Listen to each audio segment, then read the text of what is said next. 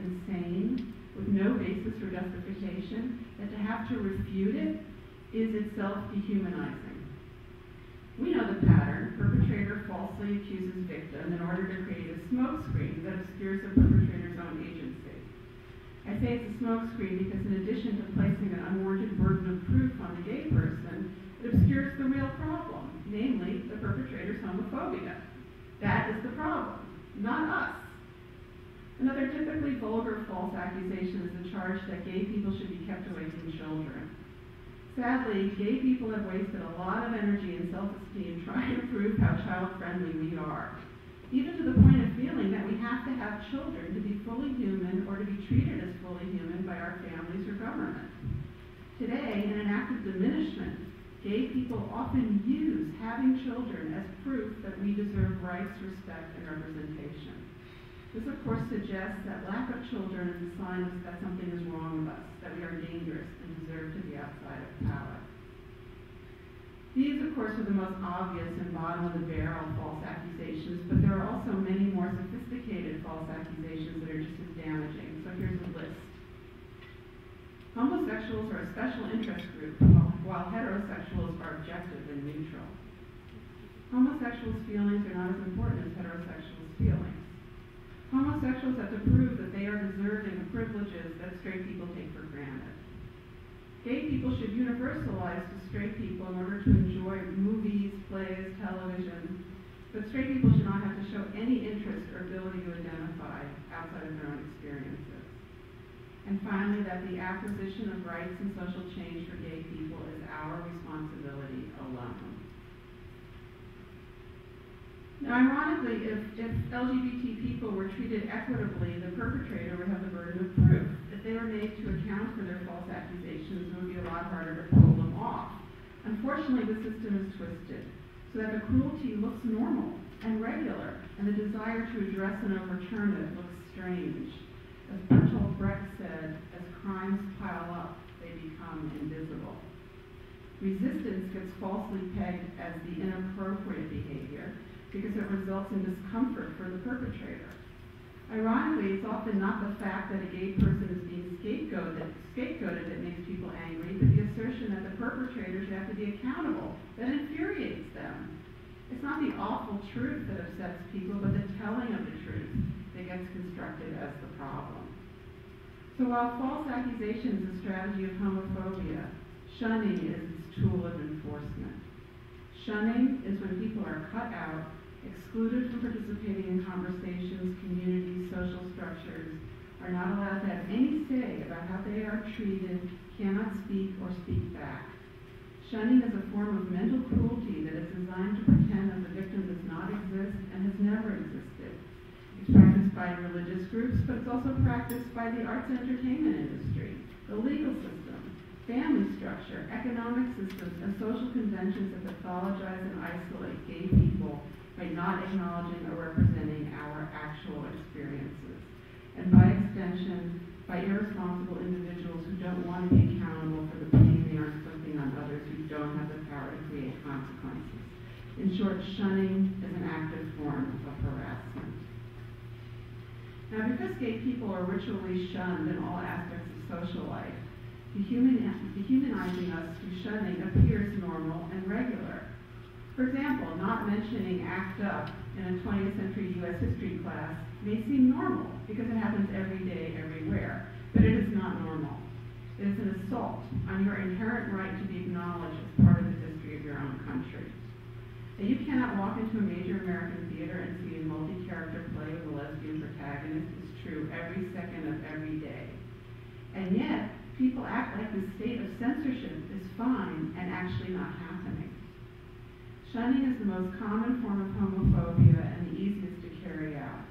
While shunning seems passive and can be practiced daily without effort, its effects are dramatically active.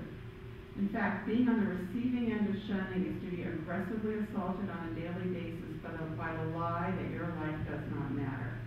It is an exclusion system that can be manifested by making a gay family member uncomfortable while welcoming a straight family member, deciding that only one lesbian teacher can be hired in a department at a time, or that no novels with lesbian protagonists are going to be published that year. It extends to a lover deciding that she has no accountability to her partner because there is no sign in the culture that anyone cares if she does or not. Shunning is the removal of living, breathing people from recognition and representation in daily life, a refusal to engage, recognize, negotiate, communicate.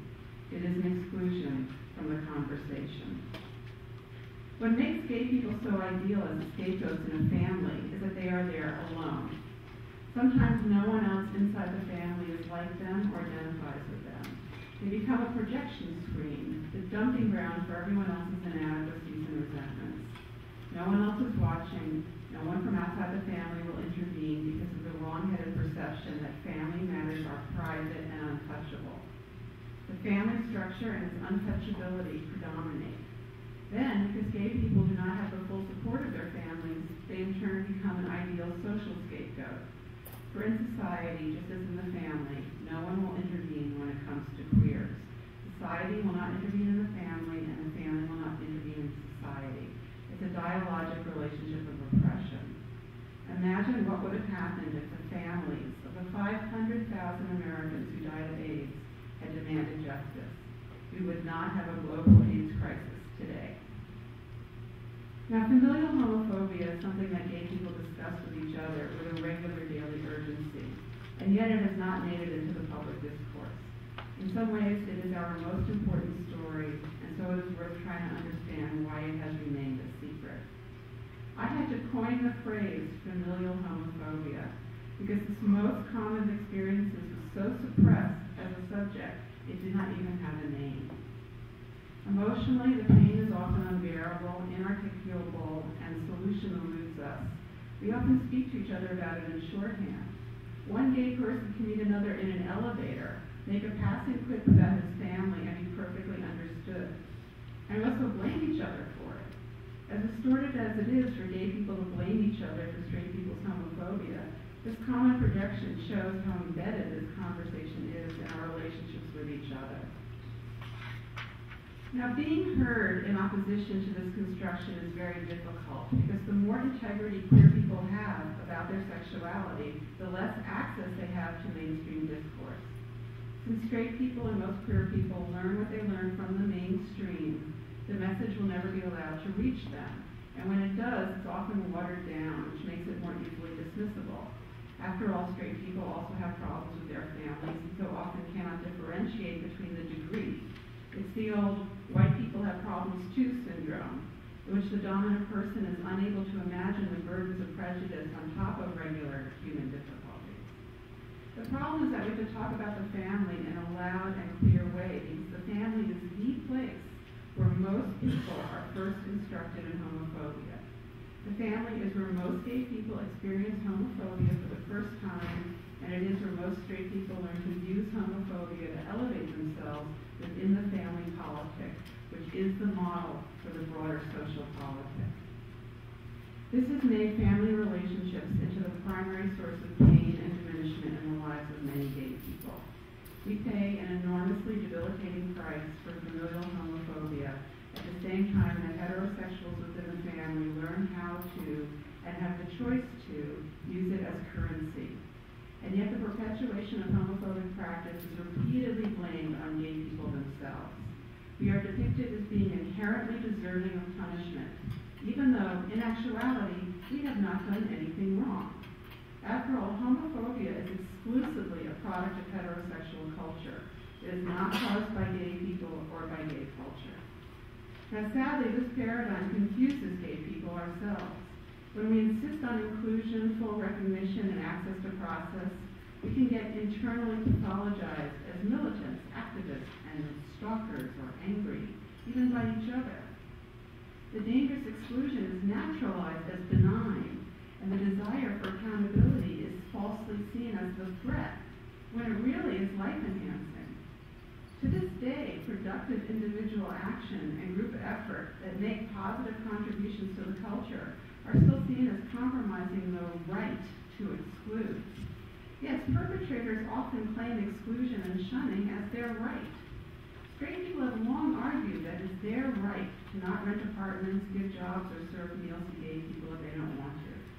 Families have felt unfettered in excluding or shunning gay family members because they know that no one will make them be accountable. Imitatively, gay people have felt free to exclude their partners from custody of the children they raise together, simply because the courts do not recognize the partner's rights, and they don't expect their queer friends to intervene. Many gay people take advantage of the lack of systems of accountability to exclude lovers and friends from emotional and material processes that straight people can access through the legal system and social expectation of others.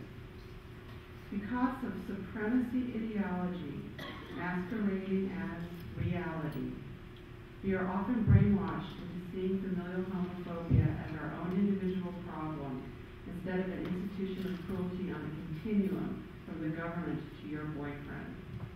We often see it within the specificities of our own family, and we often have to enter those families and deal with these problems alone. But why should we? Why shouldn't we call up each other's families and tell them that the person they are hurting matters to us, that this person has a context and other people who are accountable to her? Right now, homophobic families face no consequences for their actions. Why shouldn't we create consequences? Honestly, almost anyone can do almost anything to a gay person in this culture and not be made accountable, because no one creates a consequence. This is why we need third-party intervention.